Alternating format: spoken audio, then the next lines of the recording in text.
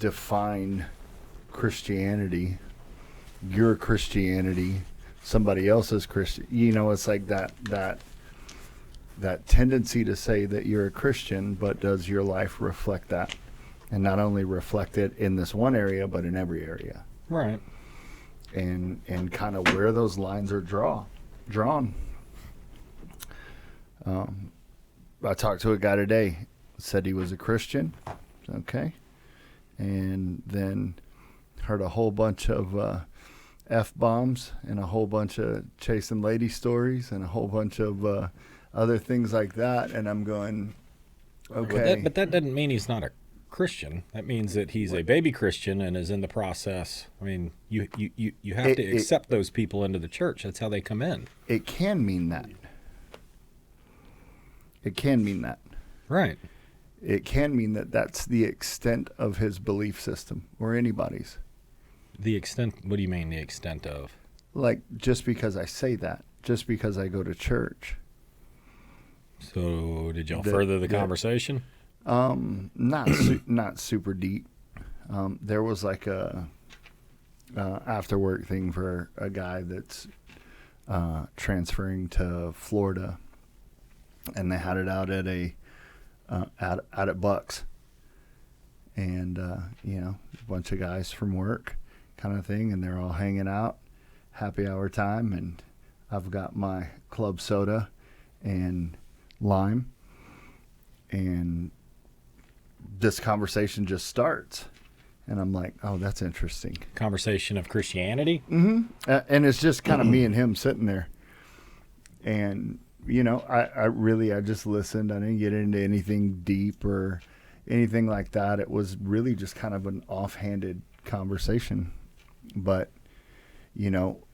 I think a lot of times it's like those things go back to where do you draw your lines? What is your conviction on certain things? Where are those standards set?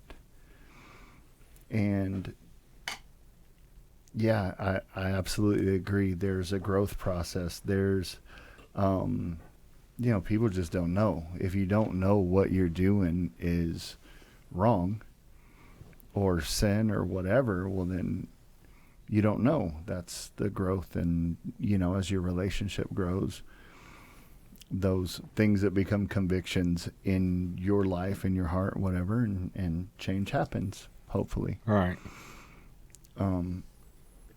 I feel like a lot of times it's almost like people reach a that's good enough. I think there are plenty. And pastors talked about that, like a deep end and shallow end Christian. You got the Christians that are there, they're happy, they're going to heaven, and they hang out in the shallow end, and they are shallow Christians, and then you've got the deep end Christians, which are all in, 100%. They want to do anything and everything that they can to better themselves every day. They want to be disciples. They want to make disciples. They want to lead people to Jesus. So you do have, the two different groups. And, in my mind, I'm constantly striving to stay in that deep end, right? Mm-hmm. Trust me, there are moments where I climb out and go get in the shallow end and hang out there for a little while. As long as you don't leave the pool altogether. Right? I stay in the pool. What are you doing? You're getting a tan. But I mean, I know what you're saying, because I work with a lot of guys that say they're Christians, and then their actions, my actions don't always say that I'm a Christian. Mm-hmm. And my view on that, and I'm not saying that you're saying this, but my view is not to question whether or not they're Christians, but my view is to not place judgment on how they're living their life, but to do my best to set an example that they can see and to help pull them into that deep end side, and keep them from being that, just dipping your toe in Christian. Yeah. Like, I've done enough. I know I'm saved. That's all that matters to me. I'm going to heaven. Yeah. And you don't want to further yourself anymore. And I know a lot of people that are probably there. And I know a lot of people that claim to be Christians that probably aren't going to heaven. And Yeah. that's another talk, and I think I think it is our job, to try and guide them to a place to where they're at least in the shallow end, if not in the deep end. Yeah. I mean, I think that's the nature of the Great Commission, Yeah. The whole going into all the world. Well, my world starts in my family. Right. And expands from there. And why, why the conversation was brought up, I have no idea. And I just, it was just interesting. I'm like, okay, of all the people that sat next to me, and there were several things that we got mentioned that are common things. We have common things. Mm-hmm. And I'm like, oh yeah, we do that. Oh yeah, I do that. Oh yeah, I've played disc golf or blah blah blah or whatever. And so maybe it was meeting number one kind of thing, right? And that sort of thing. It just these are the questions where I guess sometimes for me, even as we were talking, kind of previously about voting, about where you stand, why don't Christians just strictly vote based on the Bible? And my brain automatically goes, why don't Christians live based on the Bible? You know what I mean? Because voting is just one aspect of it. And that being said, it's not about perfection. I mean, we can't be perfect. And so, but showing up one day and casting a vote is a heck of a lot easier than living your day every life as the perfect Christian. I think if you can cast your vote, which took me, I think I timed it, I was right at 13 minutes from the time I parked my car to the time I got back out to my car. Ignore the hand in front of my face. To cast my vote, voting is a simple thing to do. Living your life biblically as a Christian is a very complex thing to do, day in and day out, and to do it that was hard for me to say, successfully. And casting a vote, and casting a vote based on biblical beliefs and views and what God and what Jesus have laid out for us. I mean, I think it's pretty simple. Mm-hmm. Yeah. And I just, it boggles my mind how anybody that is a true Christian can cast a vote for a party that believes in transgender, that believes in mutilating a child's body, that believes in abortion, that believes in the state being able to take a child away from the parents if they will not provide gender-affirming care for their child, and states that will provide a child with gender-affirming care at school and not notify the parents that they're doing that. I can't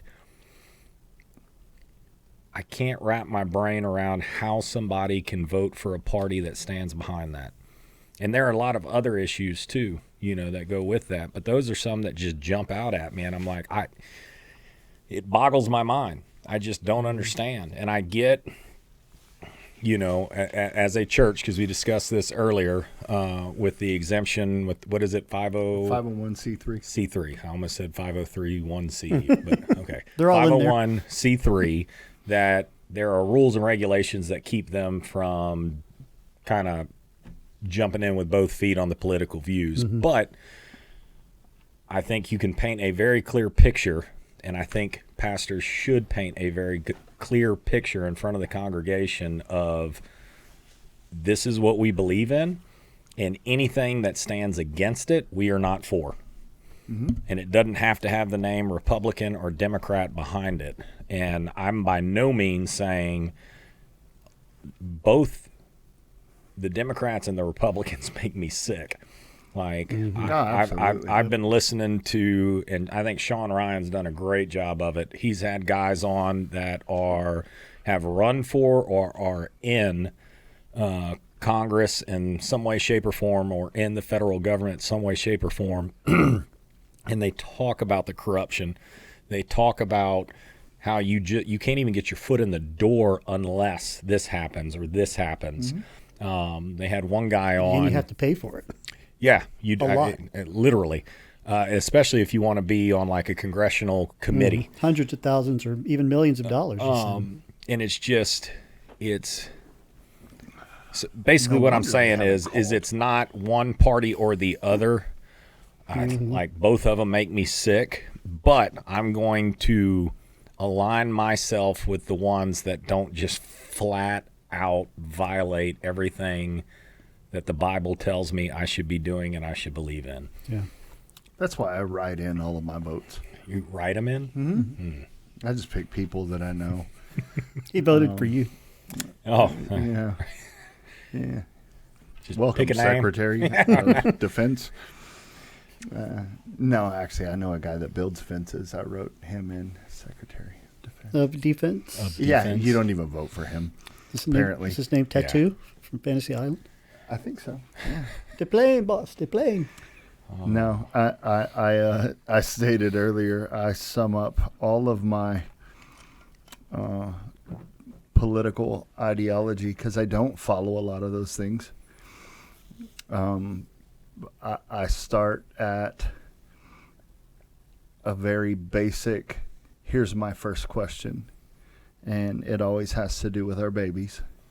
What do you believe? What do you believe about our babies?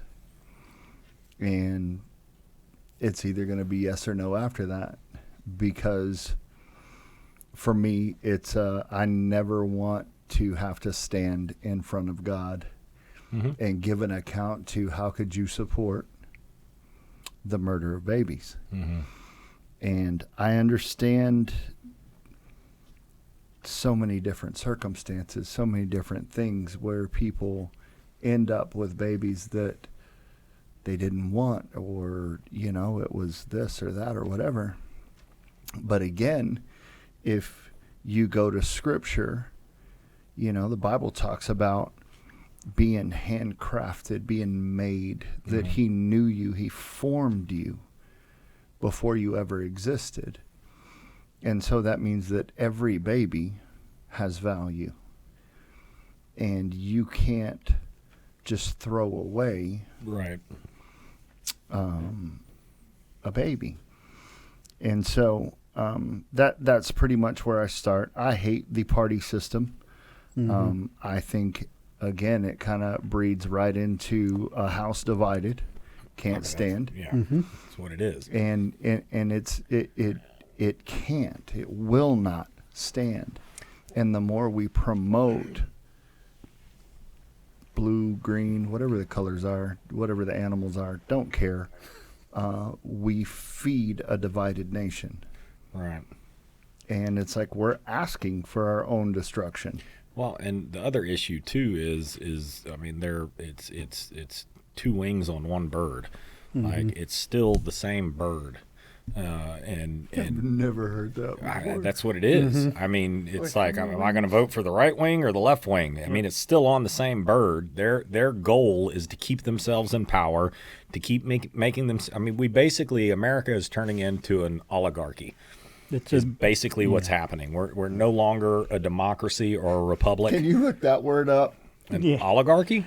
If you're rich, you run things. That's basically how it works. Yeah, it's a nation run by a small group of people that carry the majority of the influence, the money, and they dictate what happens. And that's what we're dealing with. The Illuminati. And bureaucracy to add to that too. Do what?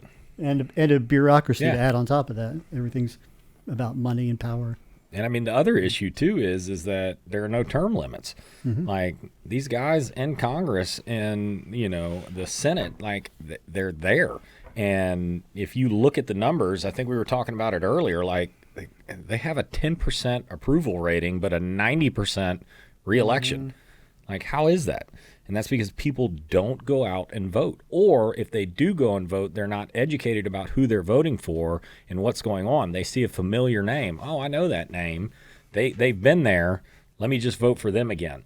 So it's hard to remove those people that have been in that position for a while.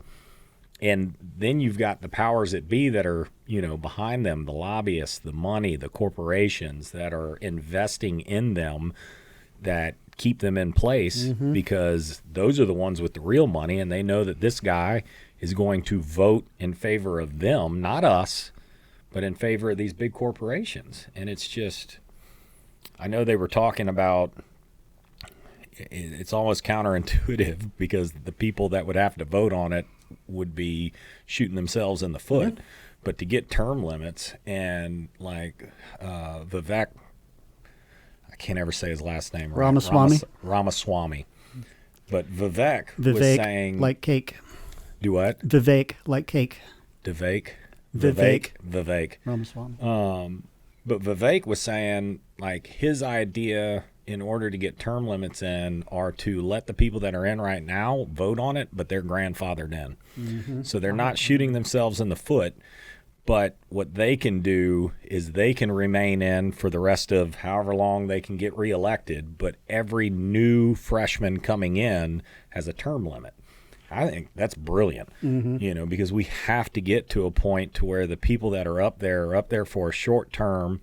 And you talk to any of the guys that are up there, and they'll tell you, that people come in as, freshmen, and their ideology is right.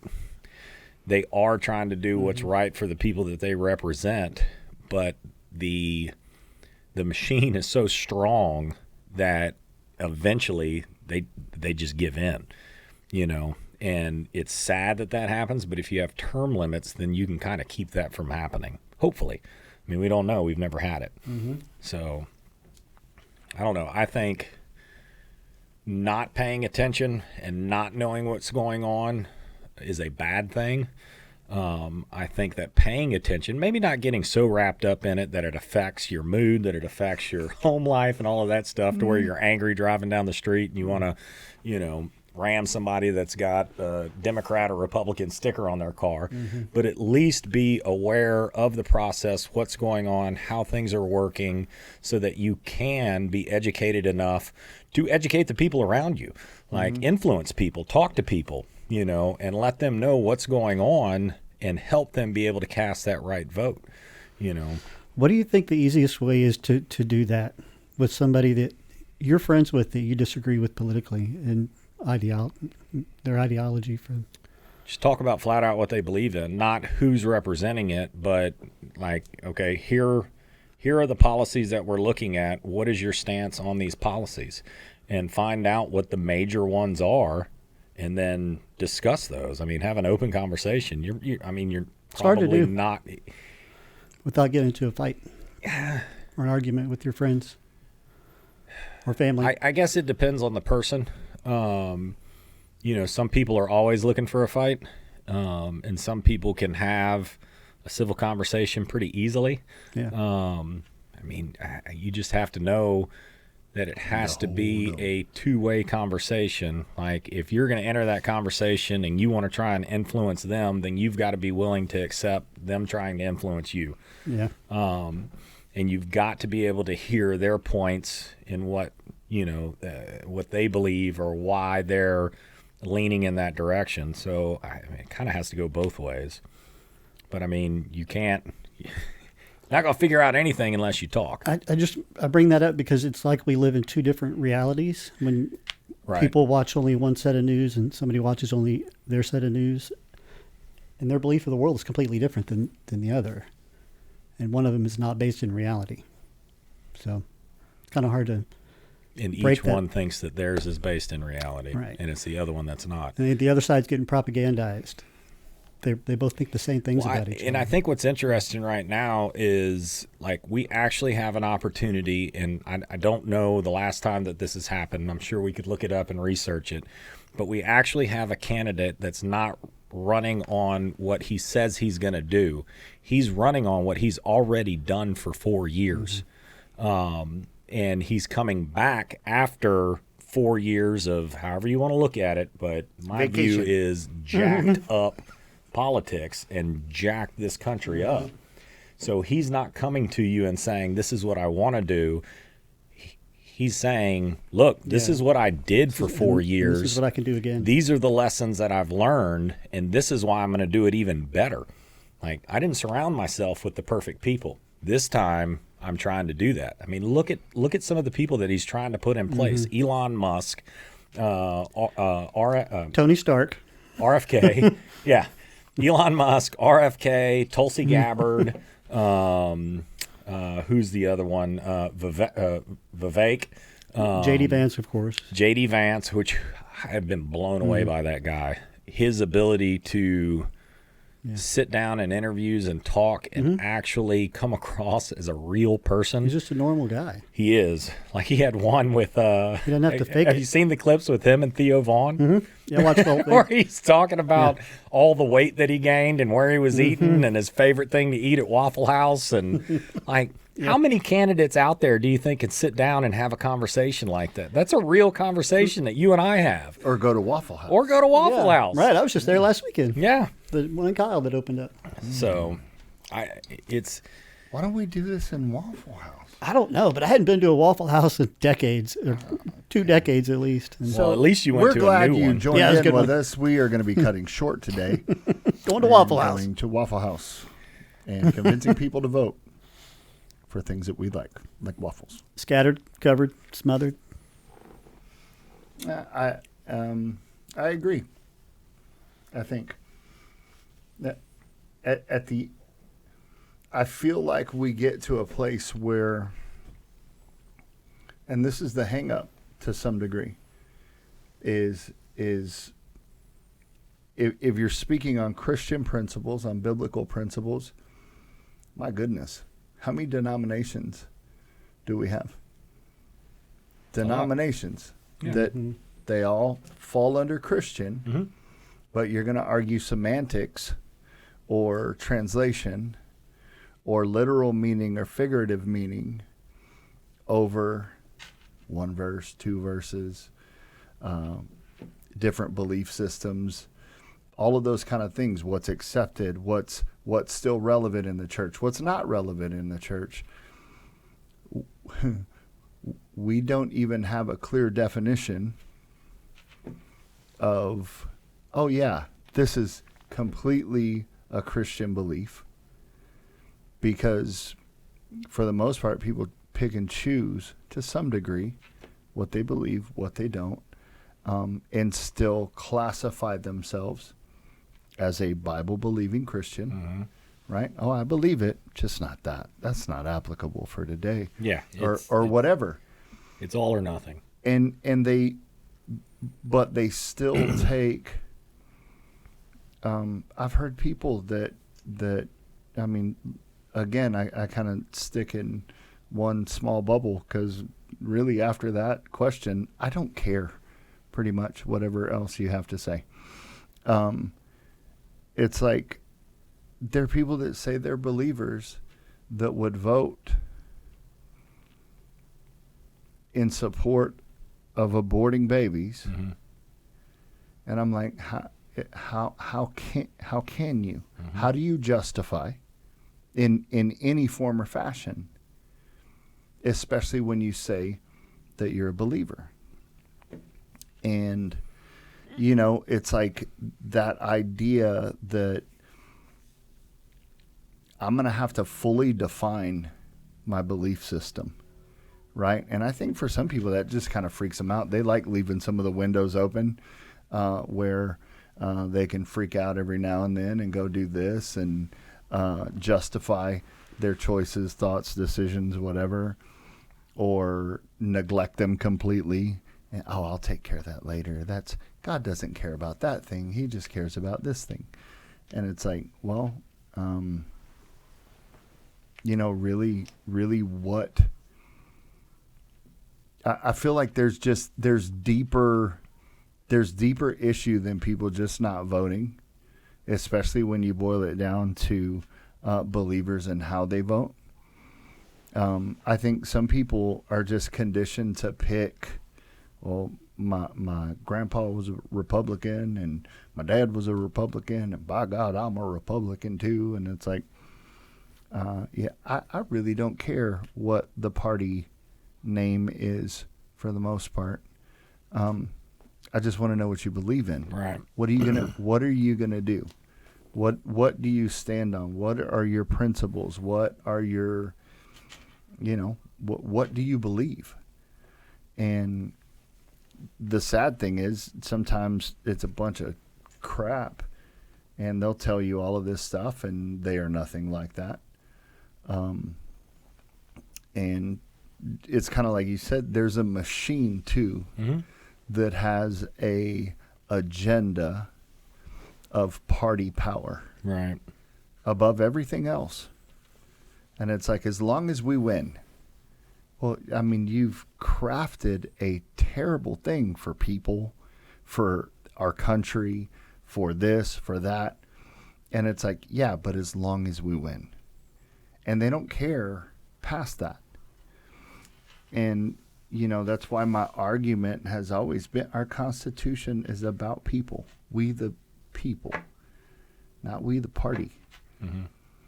And until there are people in office that truly care about people, we'll keep getting the same kind of thing.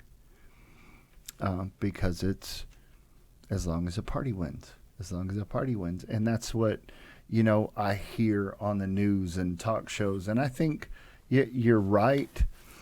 There's two groups, and they both believe the other one lives in La La Land. And honestly, both sides are skewed completely. And you get all of the dirt on one side again. It's like that's what I think frustrates me more than anything is people just that's all they talk about. Not here's what I believe, not here's what I'm going to do, not here's what I stand for. It's those people lie, those people suck, those people are no good. And it's like, yeah, okay, we're not 5-year-olds on the playground saying he started it, she started it, blah, blah, blah, whatever. It's got to be bigger than that. Yeah, and I think the two parties have done a great job at driving that wedge in between because I've got friends that have a different belief system than I do, but our commonalities are far more than our disagreements. And we get along perfectly civilly. We don't hate each other. We can have conversation. They just vote one way and I vote another, and my beliefs say this and their beliefs say that, which I think that's what makes a great nation. It's good to have that disagreement. It's good to have an opposing view because it challenges you on your view, and it makes you question the things that you believe in, and it makes you dive deeper in the things that you believe in so that you can be sure that that's what you should believe in. And if we had a country that was all exactly the same, I think we would crumble pretty quickly. And having the North contrasting views, is a good thing, but the two parties are trying to drive that wedge in between the two and make them hate each other to a point that it's not healthy, and it's going to ruin this country. No, I agree.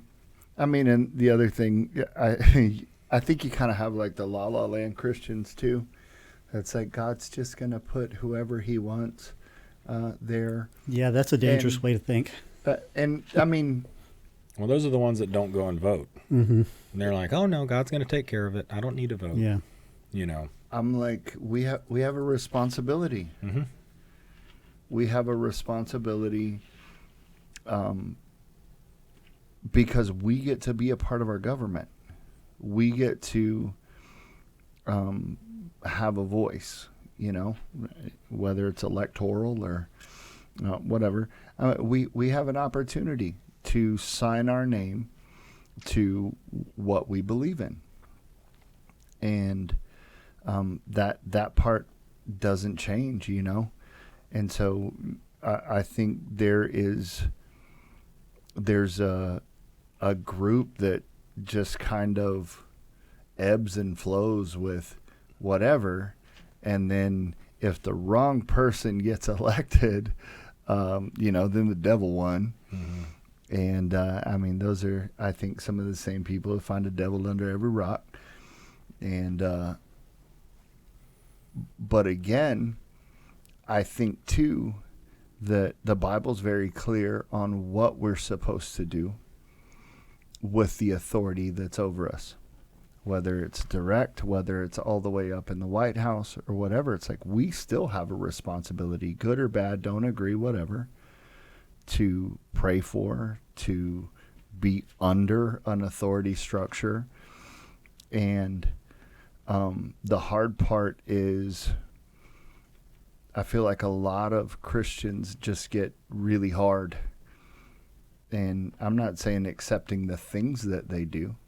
But again, if we don't see people as people, if we don't understand that it's the same value was paid for their life that was paid for mine. Mm-hmm. That's good.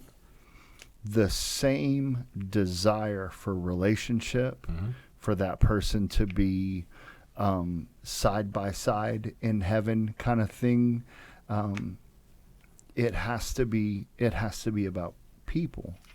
And I think going to your conversation, when people can hear that people matter, you know what I mean? It's like my voting ideals or my voting stances have a lot to do with people. How do you treat people, from the unborn people to old people to veteran people to everyday people, to rich people, to poor people, to people trying to get across the border people. How do you treat people? And that's not an open invitation that everything's okay.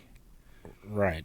You know what I mean? That's not let them all do what they want. No, because there's still right and wrong. There's still what's good for our nation. There's still... And there are laws. Yeah, there's still all of those things.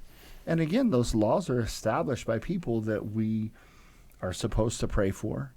We're supposed to submit to that authority because that authority's established by God, right? Oh, well, God wouldn't have picked him. He's in office. Yeah, and I hear people say that about Trump. They point out what type of person Trump is. And like my go-to on that is, look, go read the Bible. Look at some of the people that God put in place. King David changed the kingdom. King David is a great example. Mm-hmm. I think still there's the responsibility of me. Did I vote? Number one. Absolutely. In my opinion, you have no right to say anything about any leader if you didn't vote. And still, as believers, I can disagree with what those in government say, but I still have a responsibility to pray for them. I still have a responsibility that I can't just, I don't have to listen to anything that he says and blah, blah, blah. And, well, he wants to raise my taxes and not this or that. I'm not paying taxes. The price of milk's $10. I'm just going to take it.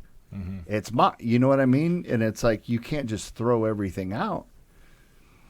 And so really, again, to an extent, I think what you're saying, to an extent, you don't just bow down and if it's wrong, it's wrong, and you have the right as a citizen to make phone calls, to pray, first and foremost, but to make phone calls, write emails, and contest the things that you don't agree with. We shouldn't just lay down, and because that's the person in power, now we don't break laws, don't not pay your taxes, don't not do the things that you're required to do, but don't just sit there and not say anything. Like, stand up, say something.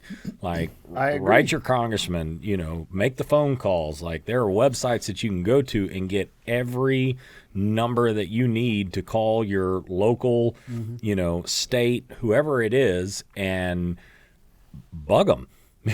Why are you doing this? Why aren't we doing this? This is the direction that we need to go.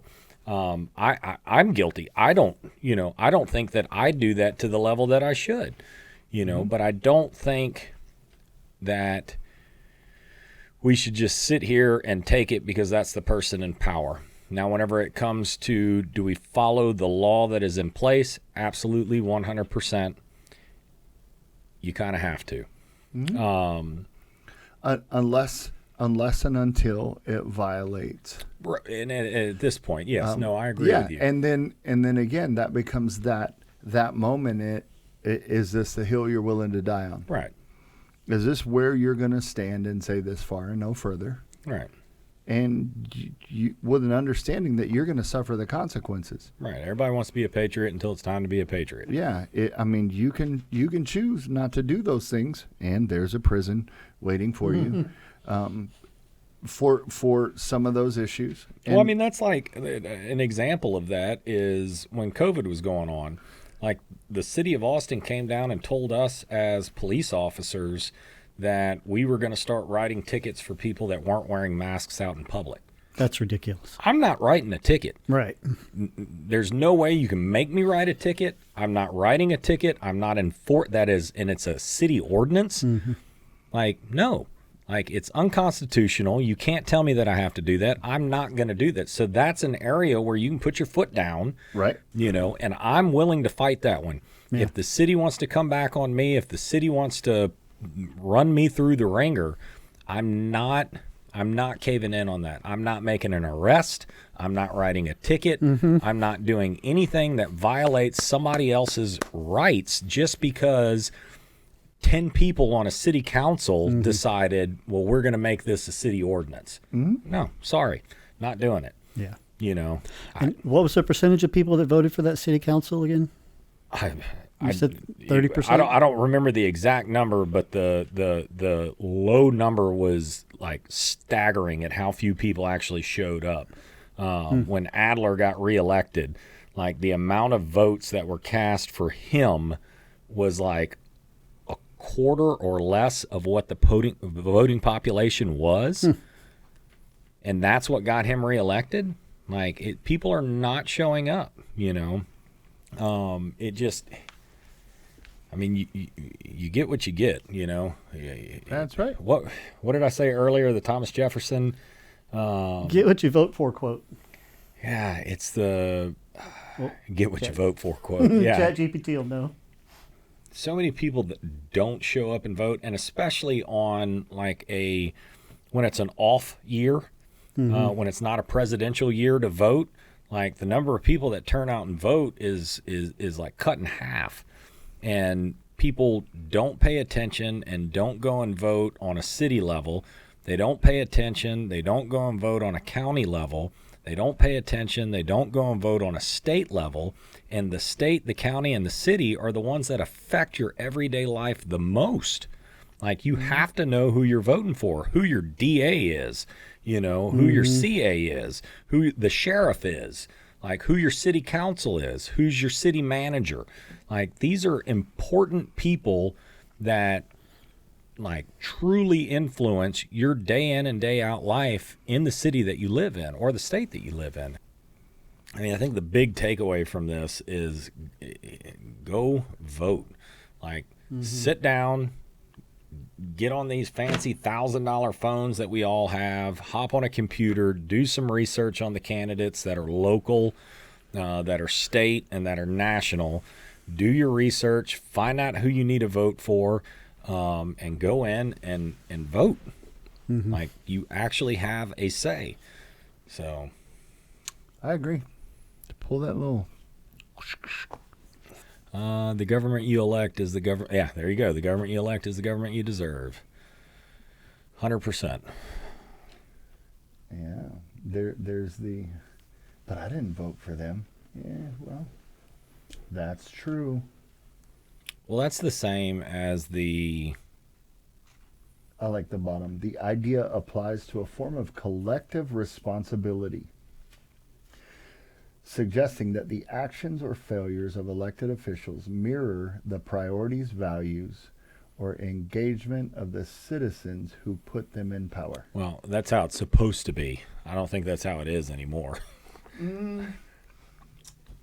Well, mirror the priorities of the people that put them in power. As a voter, I do That's not kind of what it feel- looks like right now. Huh? That's kind of what it looks like right now. I think that's exactly That it's mirroring The people who put big corporation. Well, okay, if you're saying that society. it's big corporation, it's not our small vote that's putting people into power. But there are people that have voted for our current government that align with that ideology, right and it's absolutely a reflection of their values. of their priorities, their values.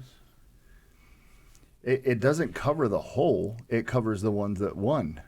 I mean, whenever you're looking at Congress and you've got, however many senators and representatives of all, Republican and Democrat, I don't think that that's true anymore. Now, maybe for, the president and the vice president, it may be true.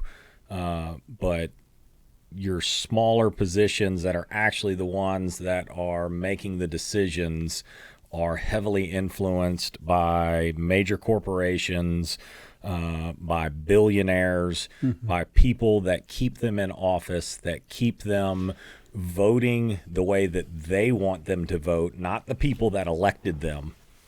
And I think that's where we're getting into the issue. I think that's where it comes into the term limits. I think that's where when you're in that cesspool, on the hill, you get wrapped up in it so much that you start doing what is your best interest, not the people that put you into place, but what's in your best interest for your legacy, your family, what's going to keep your insider, trading going, what's going to keep, your family getting jobs in major corporations that pay $500,000 plus a year and they really don't do anything. That's the issue that I have. There's so much influence from Politics. Yeah, right. You got to be a little bit dirty if you want to go into politics. Well, I mean, even the guys that are just getting into it, like they had one guy, I don't remember his name. Eli, I think is his name. You like Crane? Yes. He was on Sean Ryan show. He's a freshman. Just got elected, and he's even said openly, he was like, I don't know how long I could last up there before I start to get influenced in the direction that everybody else is. He's trying to stay true to his people and voting for what they want. That was a great episode. It was. I mean, and I kept listening to the other guy. I'd have to look up his name.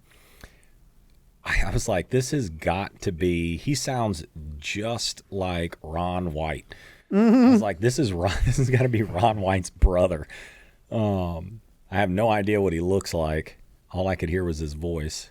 Tim. Yeah, that was a good episode. You'll get sucked in. If you haven't started watching Sean Ryan's show yet, you'll get sucked in. I watched some of them. He's good. Depending on the guest. Really. Yeah. But most of them are really that's interesting. the same way I watch Rogan. That's the same way I watch a lot of them. I've leaned towards him more than Rogan lately. Yeah. Like, there just has to be some interest in the person that's on there with them because... I will say this. He had Trump on. That was the most painful podcast to listen to. Like, he is not an enjoyable person to listen to. Sean? Like, no, Sean is. Trump. Oh, yeah. Oh, my gosh. Like... And Sean's very monotone and he calm is. and collective, like Right. Unless he gets pissed off about the government, and then I'm like, Even when he gets fired worked up, up. he's still very monotone, very... yeah. You can just see it. It's the sniper in him. Yeah. Stay cool. He's he's level-headed. But yeah, like the Trump interview that was painful for me. And look, I'm voting for the guy, but to hear that guy talk for an hour, Like, Rogan's going to talk to him for what, 2 to 3 hours tomorrow? Maybe. it's going to be tough. Like, that's rough. Not enjoyable. We'll see how long it When goes. JD Vance was on, loved listening to that. Mm-hmm. You know, whenever Megyn Kelly was on, I could listen to her talk all day long. Vivek was fun to listen. Tulsi Gabbard, like, but good Lord, that guy. Yeah, I agree. He bloviates. He bloviates. Yeah. I don't even know what that means. Start It's like an oligarchy. blah, blah, blah. Oligarchy. And the other Whatever. day he was talking about Arnold Palmer. Yeah. Well, and then he went off on a tangent about how he's good at giving people nicknames. Yeah. It's like, what are we talking about? That is important. I'm so good at it. I'm the best. I'm the best at nicknaming people. Oh, I I think that is a quality. He's a comedian. I think he truly is. Like, some of the stuff that he comes up with is absolutely hilarious. Those roast at the Al Smith dinner sounded like Tony Hinchcliffe wrote them. I wouldn't be surprised. They were really good ones. Yeah, and Chuck Schumer right next to him when he said that to Chuck Schumer. He looks so evil. He looks like a Batman character. Does he not? Yeah. Chuck Schumer? He kind of I does. don't know Sitting what there. you're talking about. In his tuxedo? Yeah. Looked like a evil Batman character. I can see that. I was like, oh. But yeah. Yeah. Painful to listen to, but he ran the country well or put people in place that ran the country well for 4 years. I think he did do that. He just shouldn't have been allowed to mess with social media. Yeah, no. But I mean, we were very prosperous. We were very. I like the fact that he wasn't scared to tell any other country, "Look, man, not gonna happen. We're America." And it's like that's the way it should be. The best was whenever he handed that dude the picture of his home. You see this? It's your house. Yeah, you're not going to do anything when we do this. Yeah. And here's why. But I just think it's very important to get out there and vote. I mean, it's the season that we're in right now. We're 2 weeks out of, well, a little less than 2 weeks actually, right? A little over a week and a half, to vote, and it's important. And the other big thing that we were talking about is what kind of an influence should the church have on the congregation? Is it something that the church should speak about? Is it something that the church should touch on? I just think that we have gotten to a place in some of these mega churches where it's all about keeping attendance high, not offending people, and not saying the wrong thing, which I think is completely wrong. I don't agree with that. Like, and maybe this is It's a seeker-friendly culture. maybe this is misused a little too much, but when Jesus walked into the temple and started flipping tables and fashioned a whip, I think right now, with what is going on, with some of the policies that are getting pushed, I think he would be quite upset right now and would be flipping tables. So I don't think that there is an issue with the lead pastor in a church standing up, skirt the line however you have to so that you don't lose your 501c3. Good job. Um, You were yes, successful. And lay out the facts. And I mean, you can't. Okay, a little bit of opposite spectrum. All right. Same category. We're still in double jeopardy. So Jesus was under a Roman government, Okay. which was obviously, Christian type thinking. Mm-hmm. And the only time that the Bible mentions him flipping tables Mm-hmm. was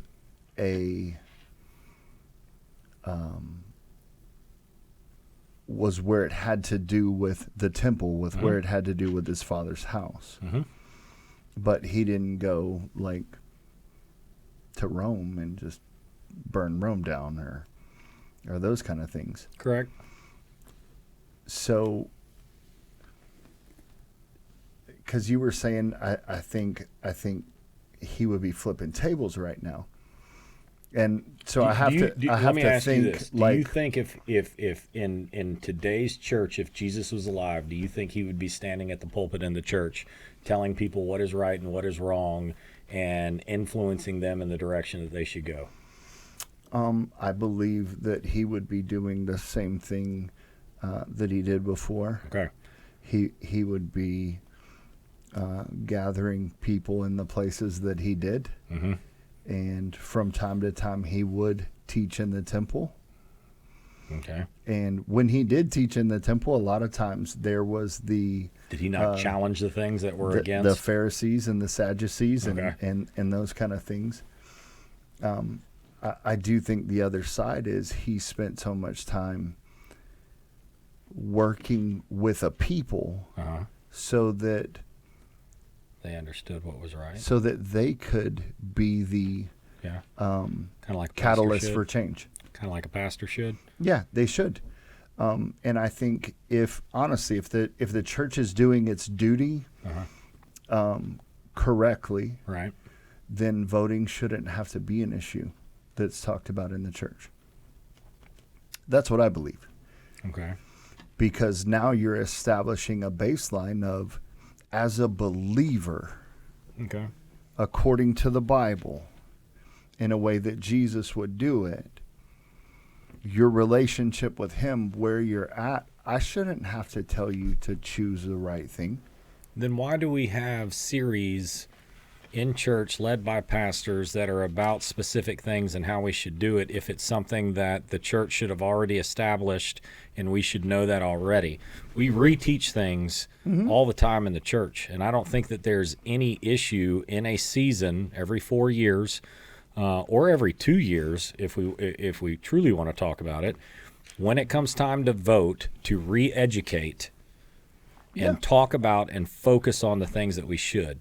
I don't think that I think one of the issues is that we just assume everybody in here knows and should know because they come to church, yet there are people sitting in that church that are still okay with abortion, that are still okay with gay marriage, that are still okay with transgender, that are still okay with pumping kids full of hormones, having genitalia removed, having ovaries removed, having breasts removed.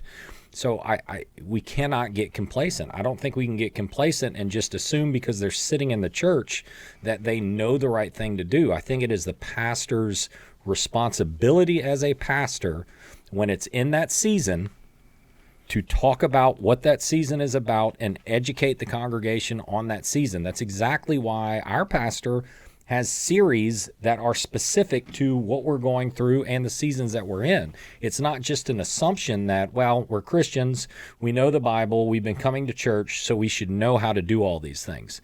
That's what I'm hearing. We should know how to vote. I don't think that that's the case. I think that it is the pastor's responsibility to come in and in that season, the voting season, to reiterate, hey, this is our beliefs. This is where we're at. I'm not telling you Republican or Democrat, but this is what we believe in. This is what the Bible says. And I think our pastor's done a good job of that. Maybe there's a reason I'm not a pastor. I might be a little more, forward about it. Same. But I think our pastor has done a great job. And I think that he does not have that mentality that a lot of these big churches have where he's not afraid to offend. And I think that's the key. I think you need a pastor that is not afraid to offend somebody, because when you offend somebody, you are challenging their belief and you're making them question what they believe. And if I question what I believe, then I'm going to go do research to try and bolster my side or to try and dive in and figure out why is this person who has been placed in an authority position over me challenging my belief. So I think that is the role of the pastor. I think it's applicable for new people. I think it's applicable for all people, new, seasoned, elder. I think everybody, it never hurts to hear it again. I don't, and especially when it's in that season. I'm not saying, I think to some 2 degree, years but from now or next year, we need to have a series on voting. No, I think we need to have a series on voting, on what we believe, what influence our country has on being able to be a Christian. Are we headed in a direction? I mean, look at the targeting, look at the ostracizing, look at the finger pointing, the arrow shooting that has been done at Christians, evangelical Christians specifically in America from certain people in the government. And it's scary in my mind. Like, we have to pay attention to that. We have to be aware of it, and we have to put our foot down, and we have to, even if it's re-educating new, JV, varsity, elder. I think everybody needs to hear it again, because it is that important that we are going in a direction in the foreseeable future that it might not be okay to be a Christian. And we might truly be in a country where we start getting persecuted, if we haven't already, for being Christians. And that has to do with voting. That has to do with who we put in place. That's how important it is. And for a pastor to sit there and say, you know what? Butts in a seat is more important to me. I don't want to offend people, so I'm not going to bring this up. I think that's a misstep. I think that is a flat-out failure on that church's part, on that pastor's part. This has to be done. It's that important. We're pushing in a direction to where it's no longer okay to be Christian, evangelical Christian. I mean, they've got clips of news media talking about how dangerous we are, and it's ridiculous.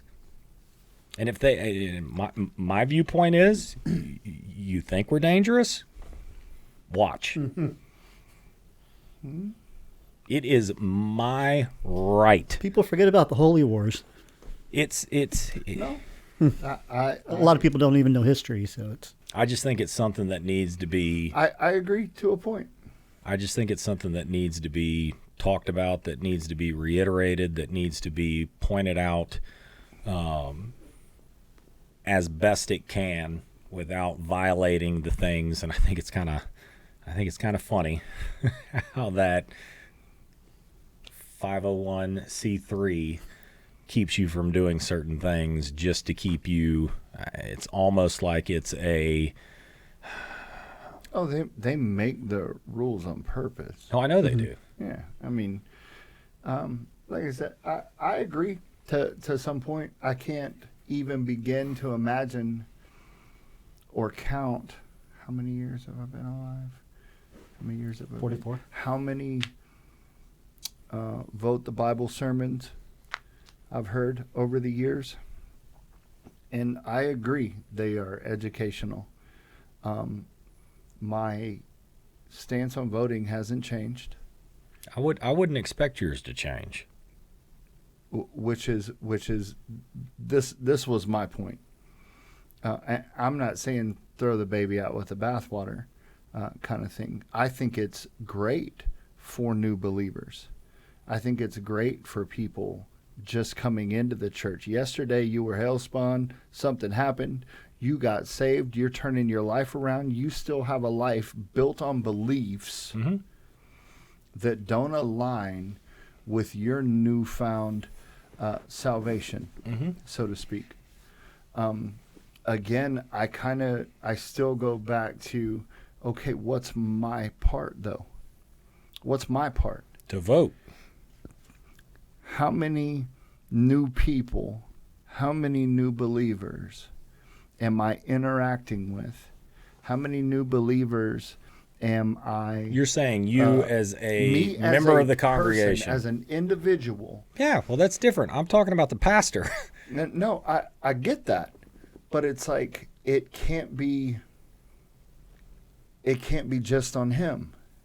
I'm not saying it is. We're talking about a specific thing, and then you're broadening the topic. I 100% believe that as us as individuals, in what we believe as, seasoned Christians in that church, we have a responsibility to have these. That's why we're having this podcast. We have the responsibility to go out there and talk to people and have those conversations just as much. But I'm saying specifically as the pastor and the leader of a church, I think it's their responsibility to get in front of the congregation. Yeah, no, I agree. I agree with that. Sweet. For the most part. And what happens when you have the 30% of the congregation that doesn't agree with the pastor, and then they leave and never come back? So they leave. Yes, they do. But then you're ostracizing people from the church. Is kind of how that works in a backwards kind of way. I'm not defending it. I'm just looking at it from another perspective. Here's what I think. There's people that leave for stupider reasons. Right. There are 100%. Yeah. But here's my thing. Whenever it comes to if there's something that you disagree with, or that you question, or you don't understand with the church, that church should have people in place that you can contact with, go have coffee with, get on the phone with, and have a discussion and say, I've got a very good friend who went to our church and misinterpreted one of the sermons as a prosperity gospel. And it upset him. And he was like, I can't go to a church that preaches the prosperity gospel. And I said, well, that's not what pastor was saying. He was like, man, and we just encouraged him, hey, all I'm saying, go have a conversation with him. Reach out to him, talk to him. You might have to go through a few people before you can get to the pastor, but at least start that process and have that conversation so that you can ask a question and he can answer it. Because clearly you misunderstood something. I know that pastor. I've been going here for a while. He does not preach a prosperity gospel, and I would be just as upset as you if that's what was being preached. He went and had that conversation and was like, dude, I was wrong. He was like, I did not understand. He goes, and I kind of let my pride get in the way and thought that I knew what I was talking about and that he was wrong. But once I sat down and had a conversation with him and we were both able to talk back and forth, we figured it out, and I was wrong. He was right. It was not the prosperity gospel. I took one thing that he said and I took it out of context. So I think that if you are a person in the church or a member of that church and something in that church happens that upsets you or that you feel the need to leave, you should have a conversation with members of that church or staff of that church before you just hightail it. Because it's easy to misunderstand something, to misinterpret something, to read into things that was not the pastor's intent. But just throwing your hands up and walking away, it's not the answer in any situation. Touchdown, Jesus. So to answer that, the 20 or 30% that might walk away, all I ask is if you want to walk away, have a conversation before you do. If you still feel the same way. Yeah. But again, it's not about butts in the seat or people paying tithes. It's about how many people are we going to have on the other side of that gate in heaven with us. Right. Yep, that's a mic drop right there. Yeah. Yeah. I agree. I think. Go vote. Do I? Go vote. Yeah. This is our voter. I wore my Americat. And I didn't even Americat. Americat. I didn't even know we were talking about voting because God did. I tried to come up with 8 different things to talk about besides voting. It's your favorite topic. No, it's not. What's your second least favorite topic? Second least favorite topic is, I don't know. It's probably voting twice. Probably voting twice. I get extremely frustrated with the politics of things and how it becomes an argument, and it's not really productive. Like, I'm going to try and tell you all the things I believe, and you should just believe what I believe, and they're going to do the same thing, right? And hopefully something makes people think. But the Bible talks about speaking the truth in love, right? And that's where you and I can sit across from each other and agree or disagree on a point or a thing or whatever. And you know I love you. I know you love me in a man, like not manly. Mm-hmm. You know what I'm saying? And so for a lot of the church, it's only truth. Well, this is true. Yeah, well, I mean, listen to the way you're saying it. That's why the Bible tells us that we need to speak the truth in love. If they don't know you love them, they're not going to hear your truth. Mm-hmm. If they don't know that they matter, no matter what they think they matter as a person, they'll never hear your truth. Mm-hmm. And, you know, the church, I think, with good intentions has said, oh, no, we're not keeping the gays out, and we're not keeping the this person out or that person out. I mean, if that was the case, honestly, who would ever make it into the church? Wholeheartedly agree. You know what I mean? Right. But where you stop embracing the person and you embrace the thing, right? This is where these churches get bent and, oh, yeah, well, it's okay. I mean, look at them. They're great people. Look at this and blah, blah, blah. And it stops being just the person. They've accepted the sin with the person. And it's like, I can accept you as a person, but I don't agree with your lifestyle, with your actions, some of your beliefs, blah, blah, blah, whatever. Yeah. Right. And so, again, if they don't know I love them, they're not going to know when truth is able to be spoke. They're not going to be receptive, because it's just me telling them they're wrong. And I think we could probably ask a whole bunch of people who likes to just be told they're wrong all the time. Nobody, whether you are or not. And a lot of times I think too, it's like we go into things, it's not like we're oblivious.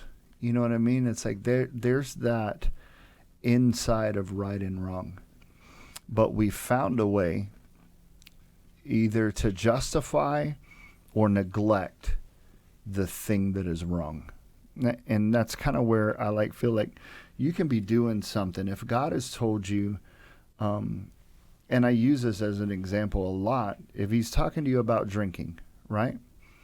The Bible doesn't say drinking is a sin. It says drunkenness is a sin. But if God has told you, I don't want you to drink, mm-hmm. right? Now it becomes sin for you. Right. And there are people, and I was one of them for a while, where I know that God had told me not to drink, but I chose to do it anyway. And I either justified my actions, yeah, but he doesn't mean at family gatherings. He just means in front of blah, blah, blah. Right. Or I hid it. Okay, I just, as long as nobody sees that, mm-hmm. then it's okay. Whatever the thing is, right? But there wasn't not a knowing that what I was doing was contrary to what God wanted. And it took people that I knew that loved me mm-hmm. to be able to speak the truth, and I could hear the truth in love. Because there was plenty of, dude, you just need to quit doing, nobody really responds well that way. And so I do think that there's a part of, I really go to the collective, our responsibility as believers in a lot of things. Matthew 3:8 talks about prove by the way that you live. Mm-hmm. And say prove by what you say. And say prove by the bumper stickers on your car. Say prove mm-hmm. by the t-shirts that you wear. It says prove by the way that you live that you've repented of your sins and you've turned to God, which means that my life should look different than somebody who is not a believer. Mm-hmm. And in that, because of my relationship with Jesus, because it is with the Redeemer, because it is with a Savior, because it is with a deliverer, there should be something that looks different. And that's a draw to hurting people. That's a draw to maybe not right off the bat, because most of them are ticked off that your life is great and they're trying all of the things that they can do. And I think the opposite side of the same coin is there's a reality that as believers, persecution is going to happen. We're gonna be in a place where we're singled out, where we're persecuted, where we're pointed at, where at some point, quite possibly, where our decision to say that we believe or don't believe could mean life or death, could mean pay Quick or question, no pay. just so I can get on the page that you're on. Are we tying this into what we were talking about earlier, or is this a new topic? I think for me, it's all tied together. In this regard, we have a responsibility to vote. Absolutely. We have a responsibility to disciple. 100%. Right? Great Commission. And there are people in our congregations, there are people that we know that based on the Bible either don't vote, so take no responsibility or choose to ignore it or live in la la land, or they vote for things that are contrary to the Bible. We have, to me, there is also a responsibility in those conversations. 100%. Love has to happen. Like, you got to know. You got to know that I love you no matter what. Mm-hmm. But this is about us collectively as believers. And, I kind of string together a bunch of, it seems like random thoughts, but it's like we're called one body. I wholeheartely agree. I think it's easily summed up You with... know what I mean? Oh, no, that's the Baptist. That's the Baptist body. Mm-hmm. No, it's like we're one and body. It's the same as, for example, you brought up, anybody that is gay and then their view that the church, a buddy of mine that worked downtown, whenever I was working downtown, we'd go visit him all the time at one of the businesses downtown, and he was under the impression that Christians hate gays, and that's what he had been told, that's what he believed, and that hurt when I heard that. Mm-hmm. And I was like, dude, that is not it at all. Like, I love you more than you know. Like, we get along great. Like, mm-hmm. I may not agree with your lifestyle. I was like, but it's not my job to judge you. It's my job to love you. It's my job to show you what a true Christian is. It's my job to talk to you about Jesus and to lead you to Jesus. The only person that's going to change your heart is not me, it's Jesus. And in order for your heart to be able to be changed, you have to know him. So in no way, shape, or form do I hate you. Do I treat you any different? Do I look at you any different? We may, and because we're friends, we may joke back and forth with each other about things mm-hmm. and have fun and crack jokes and laugh. But at the end of the day, you're a human just like I'm a human. Right. And I'm not going to change my views and anything that I do or how I act around you because your choice, you wear your sin on the outside. You let people know what your sin is. I've got friends that are some of my best friends that are probably committing sins that I will never know because it's a hidden sin. Mm-hmm. I'm not going to treat them any different than I'm going to treat you. But my job is to love you, like you're saying, mm-hmm. is to lead you to Jesus so that you can know him and that you can know what that life looks like by looking at me and understanding that once you start to build that relationship with him, he changes people. That's it. Mm-hmm. And he kind of looked at me and was like, I've never heard it explained like that to me. And he was like, you're the type of Christian that people need to know. Yep. And because he had been told forever that Christians hate gays. Mm-hmm. And it's like, bro, No, that's not the fact. Like, our church does not tell you you can't walk through those doors because you're gay. Right. You know, come in, learn, sit down, like, hang out with us. Like, we want it, it's a sin. A sin is a sin. Like, come in. You're supposed to come in at that point. You can't come in here clean and perfect. Like, that defeats the purpose. The purpose is to come in broken so that we can help you heal. Nobody would be able to come in. Yeah. We're clean and perfect. I know. So, no, I wholeheartedly agree with what you're saying. So vote. It's a vote. Well, I guess we could wrap it up. I don't have much more to add. Do you? Jeff, do you? Where's Jeff? His light bulb's over there. Oh, Lord. Well, listen, if you've jumped in with us today, this is the most excited you have ever seen Johnny Law. Go Johnny Law. He got pretty worked up, and it's for a good reason. It's for a good purpose.